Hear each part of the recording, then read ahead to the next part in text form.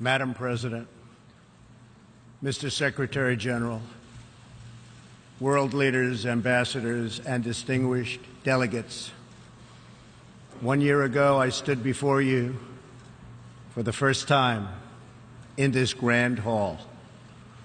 I addressed the threats facing our world, and I presented a vision to achieve a brighter future for all of humanity. Today I stand before the United Nations General Assembly to share the extraordinary progress we've made. In less than 2 years, my administration has accomplished more than almost any administration in the history of our country. America's so true.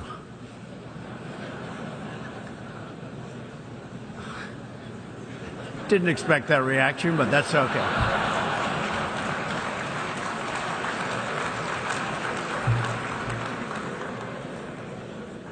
America's economy is booming like never before.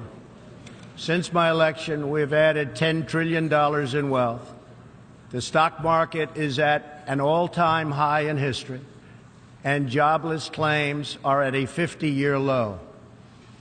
African American, Hispanic American, and Asian American unemployment have all achieved their lowest levels ever recorded. We've added more than 4 million new jobs, including 500,000 manufacturing jobs. We have passed the biggest tax cuts and reforms in American history. We've started the construction of a major border wall, and we have greatly strengthened border security. We have secured record funding for our military, $700 billion this year and $716 billion next year. Our military will soon be more powerful than it has ever been before. In other words, the United States is stronger, safer, and a richer country than it was when I assumed office less than 2 years ago. We are standing up for America and for the American people, and we are also standing up for the world. This is great news for our citizens and for peace-loving people everywhere. We believe that when nations respect the rights of their neighbors and defend the interests of their people, they can better work together to secure the blessings of safety, prosperity, and peace. Each of us here today is the emissary of a distinct culture, a rich history, and a people bound together by ties of memory, tradition, and the values that make our homelands like nowhere else on earth. That is why America will always choose independence and cooperation over global governance, control, and domination. I honor the right of every nation in this room to pursue its own customs, beliefs, and traditions. The United States will not tell you how to live or work or worship. We only ask that you honor our sovereignty in return. From Warsaw to Brussels to Tokyo to Singapore, it has been my highest honor to represent the United States abroad. I have forged close relationships and friendships and strong partnerships with the leaders of many nations in this room, and our approach has always yielded incredible change. With support from many countries here today, we have engaged with North Korea to replace the specter of conflict with a bold and new push for peace. In June, I traveled to Singapore to meet face-to-face with North Korea's leader, Chairman Kim Jong-un. We had highly productive conversations and meetings, and we agreed that it was in both countries' interest to pursue the denuclearization of the Korean Peninsula. Since that meeting, we have already seen a number of encouraging measures that few could have imagined only a short time ago. The missiles and rockets are no longer flying in every direction. Nuclear testing has stopped. Some military facilities are already being dismantled. Our hostages have been released, and as promised, the remains of our fallen heroes are being returned home to lay at rest in American soil. I would like to thank Chairman Kim for his courage and for the steps he has taken, though much work remains to be done. The sanctions will stay in place until denuclearization occurs. I also want to thank the many member states who helped us reach this moment, a moment that is actually far greater than people would understand, far greater, but for also their support and the critical support that we will all need going forward. Special thanks to President Moon of South Korea, Prime Minister Abe of Japan, and President Xi of China. In the Middle East, our new approach is also yielding great strides and very historic change. Following my trip to Saudi Arabia last year, the Gulf countries opened a new center to target terrorist financing. They are enforcing new sanctions, working with us to identify and track terrorist networks, and taking more responsibility for fighting terrorism and extremism in their own region. The UAE, Saudi Arabia, and Qatar have pledged billions of dollars to aid the people of Syria and Yemen, and they are pursuing multiple avenues to ending Yemen's horrible, horrific civil war. Ultimately, it is up to the nations of the region to decide what kind of future they want for themselves and their children. For that reason, the United States is working with the Gulf Cooperation Council, Jordan, and Egypt to establish a regional strategic alliance so that Middle Eastern nations can advance prosperity, stability, and security across their home region.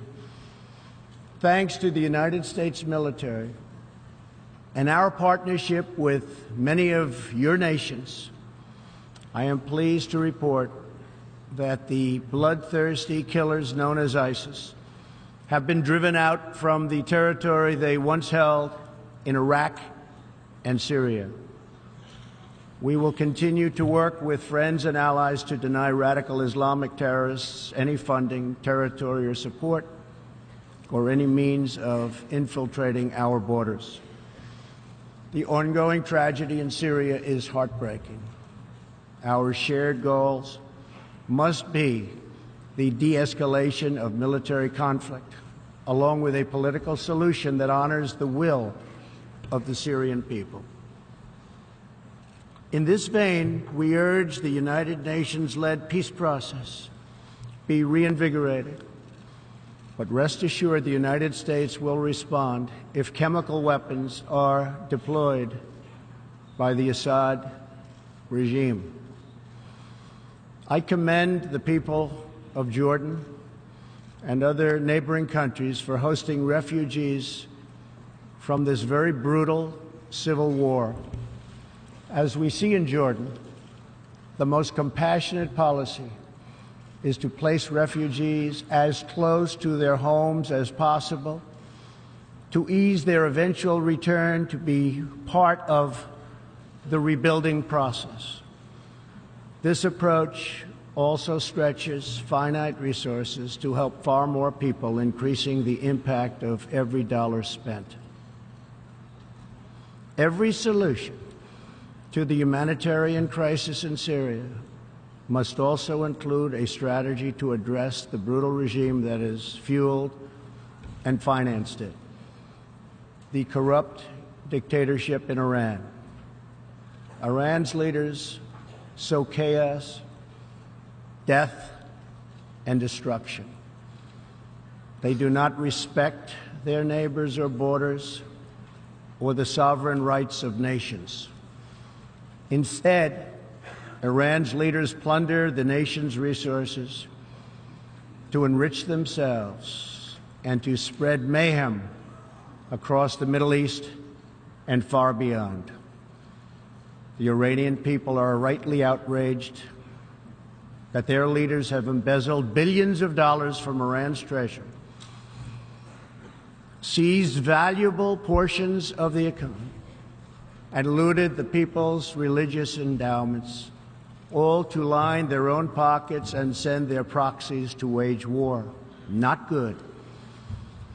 Iran's neighbors have paid a heavy toll for the region's agenda of aggression and expansion. That is why so many countries in the Middle East strongly supported my decision to withdraw the United States from the horrible 2015 Iran nuclear deal and reimpose nuclear sanctions. The Iran deal was a windfall for Iran's leaders. In the years since the deal was reached, Iran's military budget grew nearly 40%. The dictatorship used the funds to build nuclear-capable missiles, increase internal repression, finance terrorism, and fund havoc and slaughter in Syria and Yemen. The United States has launched a campaign of economic pressure to deny the regime the funds it needs to advance its bloody agenda. Last month, we began reimposing hard-hitting nuclear sanctions that have been lifted under the Iran deal. Additional sanctions will resume November 5th, and more will follow. And we are working with countries that import Iranian crude oil to cut their purchases substantially. We cannot allow the world's leading sponsor of terrorism to possess the planet's most dangerous weapons. We cannot allow a regime that chants death to America and that threatens Israel with annihilation to possess the means to deliver a nuclear warhead to any city on earth. Just can't do it. We ask all nations to isolate Iran's regime as long as its aggression continues. And we ask all nations to support Iran's people as they struggle to reclaim their religious and righteous destiny. This year, we also took another significant step forward in the Middle East in recognition of every sovereign state to determine its own capital. I moved the U.S. Embassy in Israel to Jerusalem. The United States is committed to a future of peace and stability in the region, including peace between the Israelis and the Palestinians. That aim is advanced, not harmed, by acknowledging the obvious facts. America's policy of principled realism means we will not be held hostage to old dogmas, discredited ideologies, and so-called experts who have been proven wrong over the years, time and time again. This is true not only in matters of peace, but in matters of prosperity. We believe that trade must be fair and reciprocal. The United States will not be taken advantage of any longer. For decades, the United States opened its economy, the largest by far on earth, with few conditions. We allowed foreign goods from all over the world to flow freely across our borders. Yet, other countries did not grant us fair and reciprocal access to their markets in return.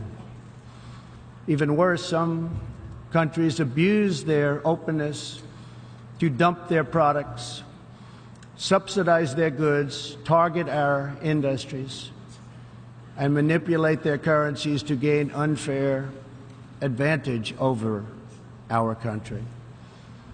As a result, our trade deficit ballooned to nearly $800 billion a year. For this reason, we are systematically renegotiating broken and bad trade deals.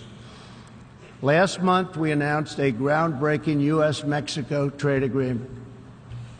And just yesterday, I stood with President Moon to announce the successful completion of the brand new U.S.-Korea trade deal. And this is just the beginning. Many nations in this hall will agree that the world trading system is in dire need of change. For example, countries were admitted to the World Trade Organization that violate every single principle on which the organization is based. While the United States and many other nations play by the rules, these countries use government-run industrial planning and state-owned enterprises to rig the system in their favor. They engage in relentless product dumping, forced technology transfer, and the theft of intellectual property. The United States lost over 3 million manufacturing jobs, nearly a quarter of all steel jobs, and 60,000 factories after China joined the WTO. And we have racked up $13 trillion in trade deficits over the last 2 decades. But those days are over. We will no longer tolerate such abuse. We will not allow our workers to be victimized, our companies to be cheated, and our wealth to be plundered and transferred. America will never apologize for protecting its citizens. The United States has just announced tariffs on another $200 billion in Chinese-made goods, for a total so far of $250 billion. I have great respect and affection for my friend, President Xi, but I have made clear our trade imbalance is just not acceptable. China's market distortions and the way they deal cannot be tolerated. As my administration has demonstrated, America will always act in our national interests. I spoke before this body last year and warned that the UN Human Rights Council had become a grave embarrassment to this institution, shielding egregious human rights abusers while bashing America and its many friends. Our ambassador to the United Nations, Nikki Haley, laid out a clear agenda for reform, but despite reported and repeated warnings, no action at all was taken. So the United States took the only responsible course. We withdrew from the Human Rights Council, and we will not return until real reform is enacted. For similar reasons, the United States will provide no support in recognition to the International Criminal Court. As far as America is concerned, the ICC has no jurisdiction, no legitimacy, and no authority. The ICC claims near universal jurisdiction over the citizens of every country, violating all principles of justice, fairness, and due process. We will never surrender America's sovereignty to an unelected, unaccountable global bureaucracy. America is governed by Americans. We reject the ideology of globalism, and we embrace the doctrine of patriotism. Around the world, responsible nations must defend against threats to sovereignty, not just from global governments, but also from other new forms of coercion and domination. In America, we believe strongly in energy security for ourselves and for our allies. We have become the largest energy producer anywhere on the face of the earth. The United States stands ready to export our abundant, affordable supply of oil, clean coal, and natural gas. OPEC and OPEC nations are, as usual, ripping off the rest of the world. And I don't like it. Nobody should like it. We defend many of these nations for nothing, and then they take advantage of us by giving us high oil prices. Not good. We want them to stop raising prices. We want them to start lowering prices, and they must contribute substantially to military protection from now on. We are not going to put up with it, these horrible prices, much longer. Reliance on a single foreign supplier can leave a nation vulnerable to extortion and intimidation. That is why we congratulate European states such as Poland for leading the construction of a Baltic pipeline so that nations are not dependent on Russia to meet their energy needs. Germany will become totally dependent on Russian energy if it does not immediately change course. Here in the Western Hemisphere, we are committed to maintaining our independence from the encroachment of expansionist foreign powers. It has been the formal policy of our country since President Monroe that we reject the interference of foreign nations in this hemisphere and in our own affairs. The United States has recently strengthened our laws to better screen foreign investments in our country for national security threats. And we welcome cooperation with countries in this region and around the world that wish to do the same. You need to do it for your own protection. The United States is also working with partners in Latin America to confront threats to sovereignty from uncontrolled migration.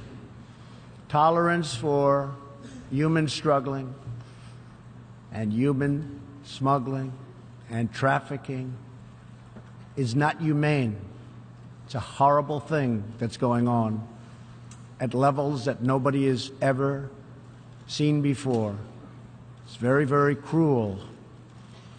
Illegal immigration funds, criminal networks, ruthless gangs, and the flow of deadly drugs. Illegal immigration exploits vulnerable populations, hurts hardworking citizens, and has produced a vicious cycle of crime, violence, and poverty. Only by upholding national borders, destroying criminal gangs, can we break this cycle and establish a real foundation for prosperity. We recognize the right of every nation in this room to set its own immigration policy in accordance with its national interests, just as we ask other countries to respect our own right to do the same, which we are doing. That is one reason the United States will not participate in the new Global Compact on Migration. Migration should not be governed by an international body unaccountable to our own citizens. Ultimately, the only long-term solution to the migration crisis is to help people build more hopeful futures in their home countries, make their countries great again. Currently, we are witnessing a human tragedy, as an example, in Venezuela, More than 2 million people have fled the anguish inflicted by the socialist Maduro regime and its Cuban sponsors. Not long ago, Venezuela was one of the richest countries on earth. Today, socialism has bankrupted the oil-rich nation and driven its people into abject poverty. Virtually everywhere socialism or communism has been tried, it has produced suffering, corruption, and decay. Socialism's thirst for power leads to expansion, incursion, and oppression. All nations of the world should resist socialism and the misery that it brings to everyone. In that spirit, we ask the nations gathered here to join us in calling for the restoration of democracy in Venezuela. Today we are announcing additional sanctions against the repressive regime, targeting Maduro's inner circle and close advisors. We are grateful for all of the work the United Nations does around the world to help people build better lives for themselves and their families. The United States is the world's largest giver in the world by far of foreign aid, but few give anything to us. That is why we are taking a hard look at U.S. foreign assistance. That will be headed up by Secretary of State Mike Pompeo. We will examine what is working, what is not working, and whether the countries who receive our dollars and our protection also have our interests at heart. Moving forward, we are only going to give foreign aid to those who respect us and, frankly, are our friends. And we expect other countries to pay their fair share for the cost of their defense. The United States is committed to making the United Nations more effective and accountable. I have said many times that the United Nations has unlimited potential. As part of our reform effort, I have told our negotiators that the United States will not pay more than 25% of the UN peacekeeping budget. This will encourage other countries to step up, get involved, and also share in this very large burden. And we are working to shift more of our funding from assessed contributions to voluntary, so that we can target American resources to the programs with the best record of success. Only when each of us does our part and contributes our share can we realize the UN's highest aspirations. We must pursue peace without fear, hope without despair, and security without apology. Looking around this hall, where so much history has transpired, we think of the many before us who have come here to address the challenges of their nations and of their times. And our thoughts turn to the same question that ran through all their speeches and resolutions, through every word and every hope. It is the question of what kind of world will we leave for our children, and what kind of nations they will inherit. The dreams that fill this hall today are as diverse as the people who have stood at this podium, and as varied as the countries represented right here in this body are. It really is something. It really is great, great history. There is India, a free society, over 1 billion people, successfully lifting countless millions out of poverty and into the middle class. There is Saudi Arabia, where King Salman and the Crown Prince are pursuing bold new reforms.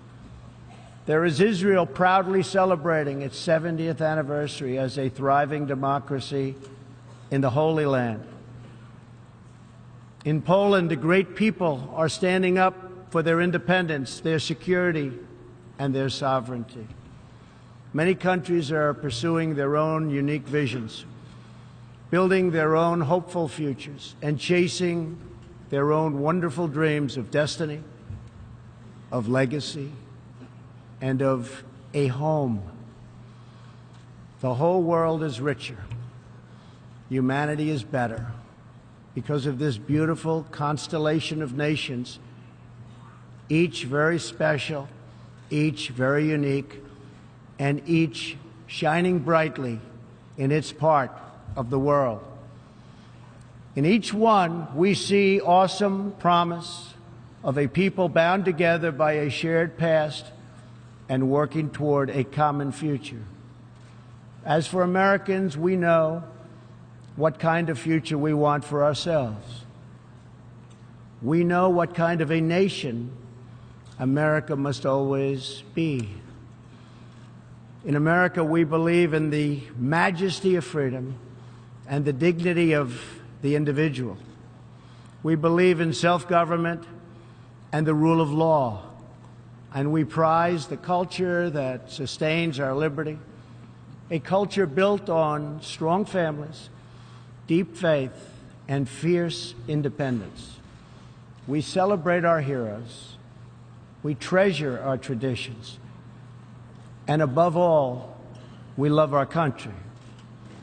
Inside everyone in this great chamber today, and everyone listening all around the globe, there is the heart of a patriot that feels the same powerful love for your nation, the same intense loyalty to your homeland, the passion that burns in the hearts of patriots and the souls of nations has inspired reform and revolution, sacrifice and selflessness, scientific breakthroughs, and magnificent works of art. Our task is not to erase it, but to embrace it, to build with it, to draw on its ancient wisdom, and to find within it the will to make our nations greater, our region safer, and the world better. To unleash this incredible potential in our people, we must defend the foundations that make it all possible. Sovereign and independent nations are the only vehicle where freedom has ever survived, democracy has ever endured, where peace has ever prospered. And so we must protect our sovereignty and our cherished independence above all. When we do, we will find new avenues for cooperation unfolding before us. We will find new passion for peacemaking rising within us. We will find new purpose, new resolve, and new spirit flourishing all around us, and making this a more beautiful world in which to live. So together, let us choose a future of patriotism, prosperity, and pride. Let us choose peace and freedom over domination and defeat.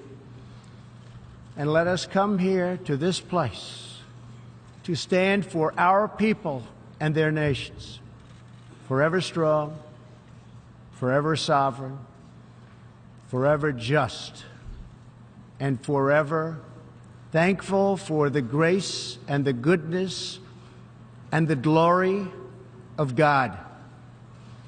Thank you, God bless you, and God bless the nations of the world. Thank you very much. Thank you. President Donald Trump there addressing the General Assembly.